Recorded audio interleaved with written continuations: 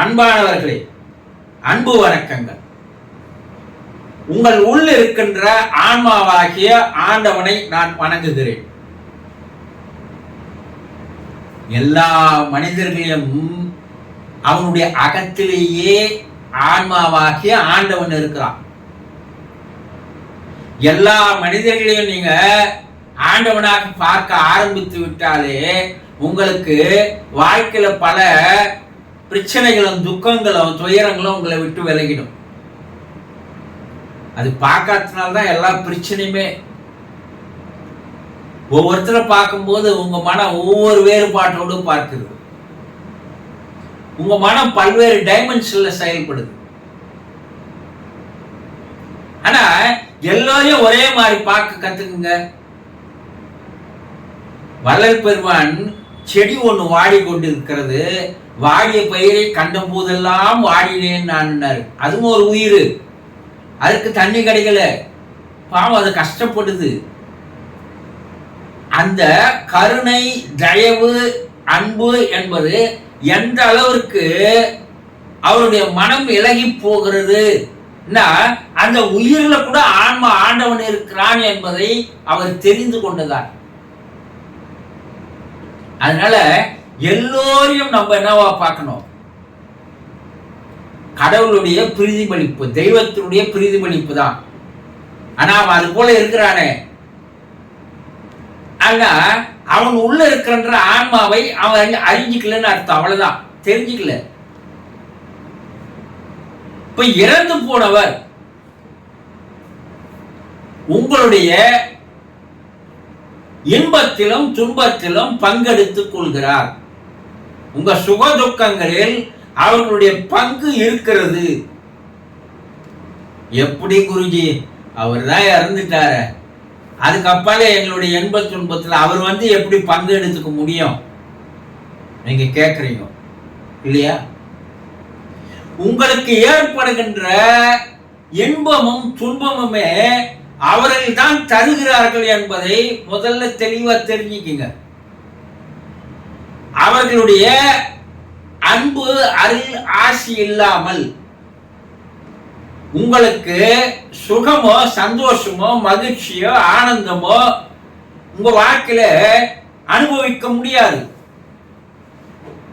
இறந்தவருடைய blessing, ஆசீர்வாதம், அவர்களுடைய பாதுகாப்பு, அவர்களுடைய அக்கறை, அவர்களுடைய அரவணைப்பு, இவை எல்லாம் தான் உங்களுக்கு வாழ்க்கையில உங்க குடும்பத்துல நல்ல நிகழ்வுகள் நடப்பதற்கு காரணமாக இருக்கிறது. இத்தனை நாளா தடைப்பட்டிருந்த எல்லா காரியங்களும் நிறைவேறுது, நாங்க எதிர்பார்க்காதெல்லாம் எனக்கு வருது, எனக்கு ஏதோ இத்தனை நாளா இல்லாத மகிழ்ச்சிகள், சந்தோஷம் இப்ப என் குடும்பத்தில் இருக்கு, நாங்க எல்லோரும் சந்தோஷமா இருக்கிறோம், மகிழ்ச்சியா இருக்கிறோம். நீங்க என்ன நினைக்கிறீங்க? இறைவன் தான் அதுக்கெல்லாம் எங்களுக்கு செய்யறான் நினைக்கிறீங்க இல்லையா? கிடையவே கிடையாது. இறந்தவருடைய ஆன்மா உங்கள் மீது இருக்கின்ற அக்கறையால் உங்களுக்கு, உங்களுடைய குடும்பத்திற்கு, உங்கள் வாழ்க்கைக்கு உண்டான எல்லா சாதகமான செயல்களை, சூழ்நிலைகளை, சந்தர்ப்பங்களை, ஆட்களை, வாய்ப்புகளை கொண்டு வந்து தருகிறார்கள்.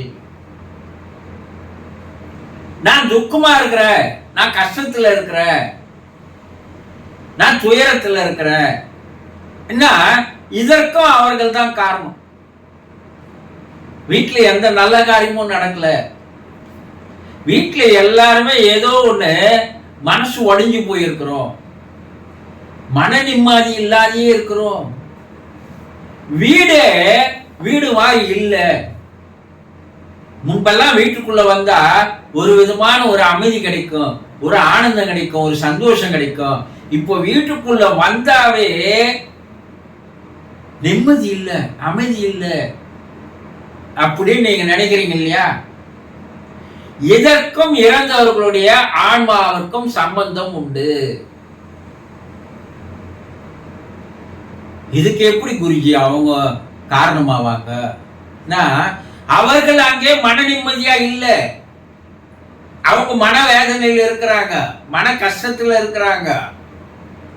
அவர்களுடைய எண்ண அதிர்வலைகள் உங்க குடும்பத்தை தாக்குது.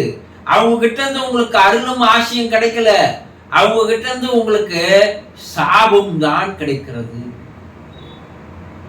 இந்த சாபத்தினுடைய, கோபத்தினுடைய, விரக்தியினுடைய, வெறுப்பினுடைய, கசப்பான அனுபவத்தினுடைய எல்லாம் உங்களுக்கு அதிர்வலைகளாக உங்க குடும்ப உறுப்பினர்களை தாக்குகிறது. இதனால் உங்க குடும்பத்துல ஒரு நிம்மதி இல்லை, ஒரு அமைதி இல்லை, ஒரு சந்தோஷம் இல்லை. காரணம், இறந்தவர்கள் அங்கே நிம்மதியா இல்லை. அவங்கள நீங்க மறந்துட்டீங்க, அவங்கள நீங்க புறக்கணிச்சிட்டீங்க, அவங்கள ஒதுக்கி வச்சுட்டீங்க. அவர் இறந்துட்டாருன்னா எல்லாம் முடிஞ்சு போச்சுன்னு நீங்க நினைக்கிறீங்க. அவர் மறுபிறப்பு இருக்கிற வரை உங்களுக்கும் அவருக்கும் ஒரு தொடர்பு இருக்குது. அவங்களும் உங்க குடும்பத்துல ஒரு உறுப்பினர் தான். என்ன அவங்களை நீங்க கண்ணால பார்க்க முடியாது. ஆனா அவர்கள் மன உடலாக, சூக்கும உடலாக, கண்ணுக்கு தெரியாமல் உங்களோடு தான் அவர்கள் வாழ்ந்து வருகிறார்கள். அவங்க எங்க இருந்தாலும் சரி. எங்க இருக்கிறாங்க? நம்ம சொல்றோம் இல்லையா, எங்கேயோ வெளிநாட்டுக்கு போறோம், அங்கிருந்து தொலைபேசியில போன் பண்றோம். என்ன பண்றோம்? என் உடம்பு தான் இங்க இருக்குது, என் மனசு பூரா வீட்டுல தான் இருக்குது, உங்களை சுத்தி தான் இருக்குது சொல்றீங்களா இல்லையா? எங்க வெளியூர் போனாலும் உங்க பேச்சு அதுக்குள்ள தானே இருக்குது. தொலைபேசியில என்னவோ தெரியல, உங்களை விட்டுட்டு வந்துட்டுனே தவிர என் உடம்பு பட்டு தான் இருக்கு, என் மனம் பூரா அங்கேயே இருக்குதுன்னு சொல்றோம் இல்லையா? அதேதான் உண்மை. அவர்கள் மன உடல் உங்களோடு இருக்கிறது. அப்போ உங்களுடைய செய்கைகளை, உணர்வுகளை, உணர்ச்சிகளை, எண்ணங்களை, சிந்தனைகளை அவர்கள் ஈர்த்து கொள்கிறார்கள். அவங்க கேட்கிறாங்க, புரிஞ்சுக்கிறாங்க. அவங்களுக்கு மன மகிழ்ச்சி ஏற்படுவது போல நீங்கள் நடந்து கொண்டால் அதன் மூலமாக அவர்களுடைய அருளும் ஆசையும் உங்களுக்கு கிடைக்கிறது. அதனால உங்கள் குடும்பத்துல எல்லோருக்கும் உடல் ஆரோக்கியம் கிடைக்கிறது, மன அமைதி கிடைக்கிறது, வாழ்க்கையில சந்தோஷம் கிடைக்கிறது, நல்ல செயல்கள் கிடைக்கிறது, நல்ல நிகழ்வுகள் நடக்கிறது. இதற்கெல்லாம் காரணம் அவங்க தான்.